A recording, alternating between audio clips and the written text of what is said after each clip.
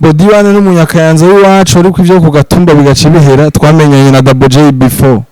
Bamwe bafatwa nk'amata y'abashitsi, nanje nkafatwa nk'umufa w'imbwa. Hamwe nibaza nti jewe nagize iki kubona udashaka ko ndyoherwa. Ndibuka umunsi wamvyura ijoro ngo ninitegure tuje kurima, shiseyo naragize umubabaro kubera nasanze humye nko kwisima. Mu bugaragwa nta kintu kihamera naho gufata umwanya ukahavomera.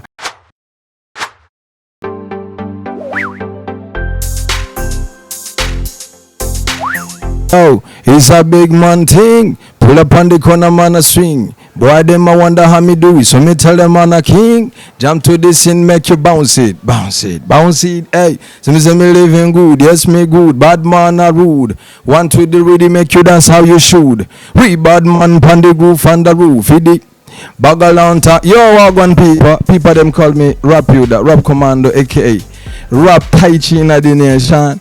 Yo, right now I'm in the Magic TV. Yo, big up on yourself. Me there, you know.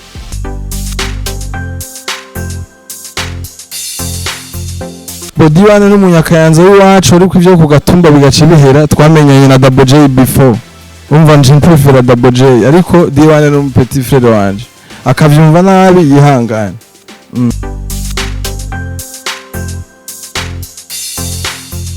Meili ariko bel nice n'umubanye wanje munyakabiga imyaka myinshi kuva kiri mu bebe. So ariko je préfère Meili kubera ko n'umugenzi wanje.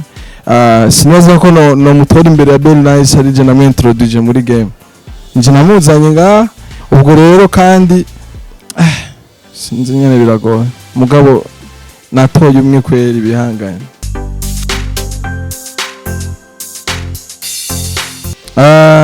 Kanumve. Rinoji n'umunyakayanza w'iwacu kandi uri kuranteranya. Rinoji na Kiriku bon kumve. Kandi namenyanye na Kiriku before ya Rinoji. So ubwo rero mprefera Kiriku ariko bose ndabakunda n'aba petit frère wanje. Yeah. Mugamye murateranya.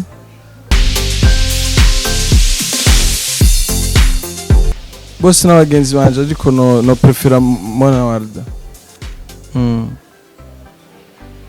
Na kuno none tukabatora bose. Okay.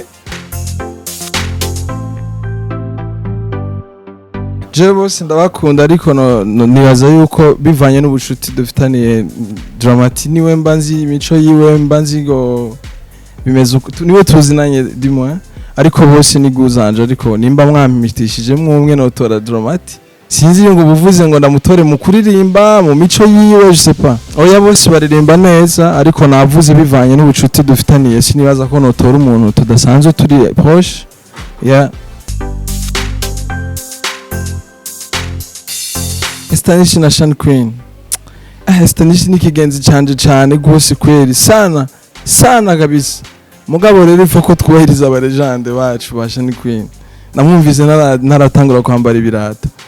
So wambwiye ntorumwe nakundi nyene Esther we ni kabushe wari kurazi kuri petit frère. Yaya.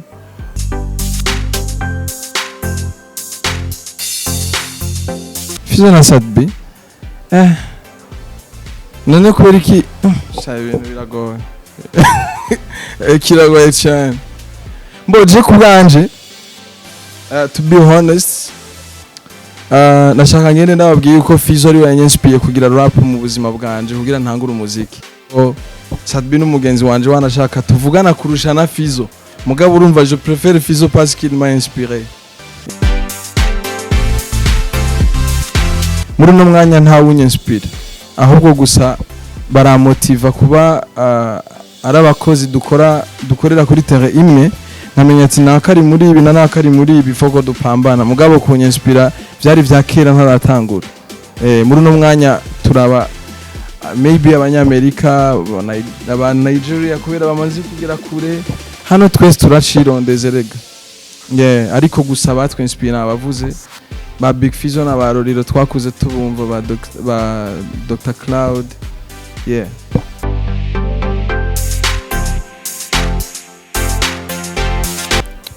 collab yanje nkunda ya mbere muzo maze gukora mu Barundi je maze gukorana n'abantu benshi, hari aba muri Zambia, mu Buganda, mu Rwanda, mu Barundi Kanombe. Ivyo birasaba kwiyumvira umwanya muremure kubera je mfise indirimbo nyinshi sana kuva muri 2010. Yeah. Reka ngende ndayivuze. Sindayiprefera kubera ko ndayikunda cyane, sivyo? Ndayiprefera kubera ico yamariye. Collabo nagize nayo ya Jamal. Indirimbo yitwa Stress niyo yangize jewe.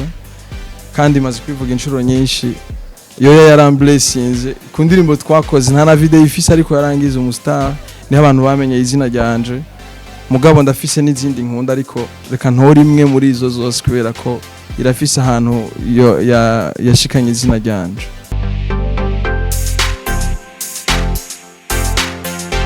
Kubera tanumwe ndadraga ntavyo mbona.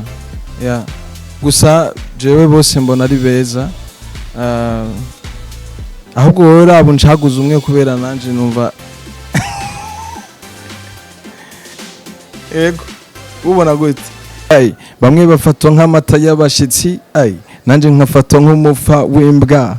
Hamwe nibaza nti jewe nagize iki kubona udashaka ko ndyoherwa. Ay, ndibuka umunsi wamvyura ijoro ngo ninitegure tuje kurima, shiseyo naragize umubabaro kubera nasanze humye nko kwisima.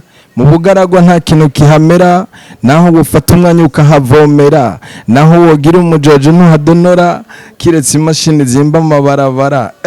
Biraryoshe kurima mu mvura, niho vyoroha kwisuka yinjira, ariko iyo urimye mu cinibara uravye nabisukira havunikira. Isuka hako woyihanagura ivumbi, ahubwo watuma uyihanagura ivyondo. Uzingene izuba ritera inyota mbi, watuma uronka urume basi ugatuma ubura ibombo. Big yo wagwa.